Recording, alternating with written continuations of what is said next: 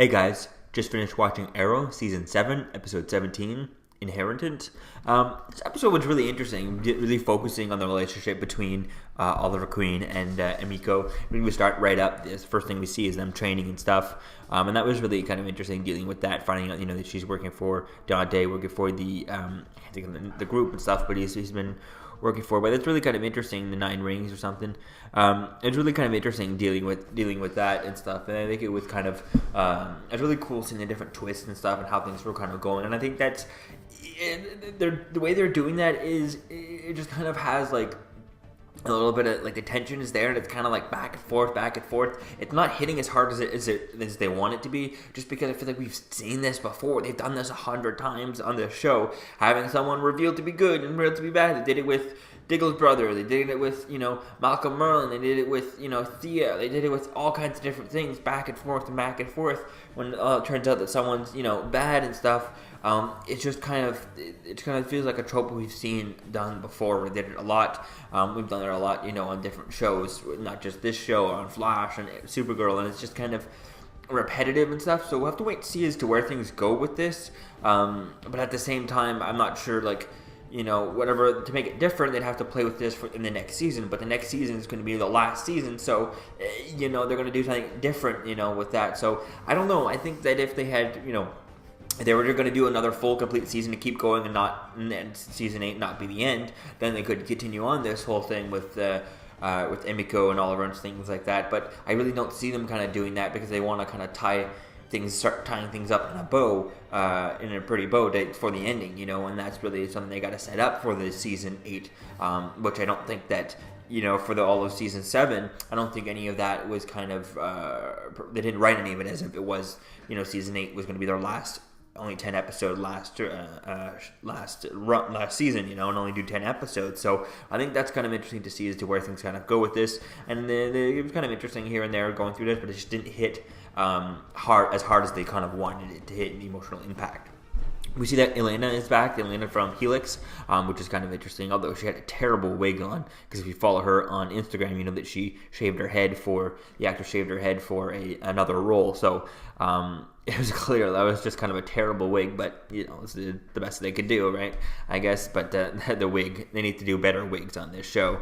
So that was it. That was cool seeing her back. It'd be cool to see if she's back for a little bit or whatnot. That could be fun. We see Black Simon tells Oliver that Emiko, to kill Diaz and all that stuff, and he confronts her all about that, and she kind of just straight up says she's working for them and all that. That's going to be interesting, but it's unclear, whether or not she's actually working, and he still has hope for her and all that stuff. So we'll see where things go with that. Then we get the reveal through flashbacks, which are all Emiko related, that she was the one that Malcolm Merlin hired to kind of put the bombs on the Queen's Gambit and type thing. So I think that was kind of interesting. Or she knew of the bombs. I think that was kind of interesting dealing with that. So she kind of helped kill Oliver's father and type thing. And I think that's going to be quite interesting to see as to where things go with that. If Oliver finds out about that, then, she really is gone down the deep end, and not have her get redeemed and stuff, I think could be a really interesting idea. And if it comes to it, I think it would be cool to see Oliver kill Emiko if she has gone, completely down the evil path and she's unredeemable. I think that could be something really interesting to see. Maybe that situation comes down to it where he's forced to kind of kill her, to save someone else type thing. I think that could be quite interesting to seeing that. So it could be interesting to see as to where things kind of go. With this relationship with that and how that kind of affects him type thing. I think that could be really cool if he's forced at the end of the season to kill Emiko, and then going into season 8, everyone has to come around. He needs everyone's help, to kind of bring him out of this dark shadow. And I think that could be something interesting going into season 8.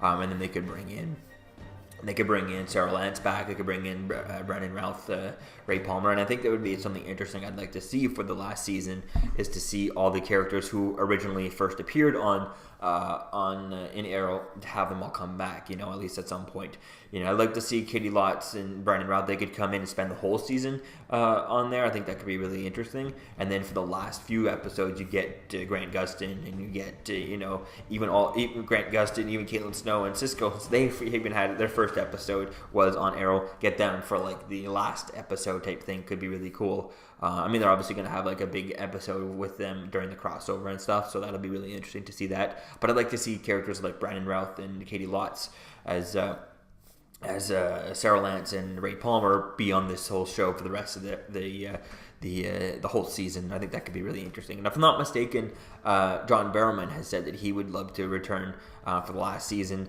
So I think that'd be interesting. Or last season or last episode, I'm not entirely sure, so don't quote me on that. But I think that would be really interesting to see a lot of these characters back for the last few episodes could be really cool. So I think, having him kill off Emiko, having him have to kill Emiko to save someone else, and that spiral, how that could affect him, could be really interesting going into season going into season 8, and that could be a really kind of motivator for him to kind of retire or sacrifice himself or whatever to end the show type thing. So I think this could be something interesting as to where things go with Emiko. But if she does, if it turns out she's been like a secret double agent, and she has to build up their trust, all that stuff, then that's just kind of things we've been seeing before, and it's kind of just boring. So I think Oliver needs to kill her for it to not to be boring and be different than this storyline that we've seen before and countless times again and again. So yeah, let me know what you think, guys, about this episode in the comments below, and I'll see you guys in the next video.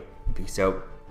I'm Captain America, here to talk to you about one of the most valuable traits a soldier or student can have. Subscribing. Sometimes subscribing is the key to victory. Sometimes it leads to very little, and it seems like it's not worth it. And you wonder why you waited so long for something so disappointing. How many more of these? You're still here. Don't forget to like, comment, and subscribe, guys. Peace. It's over.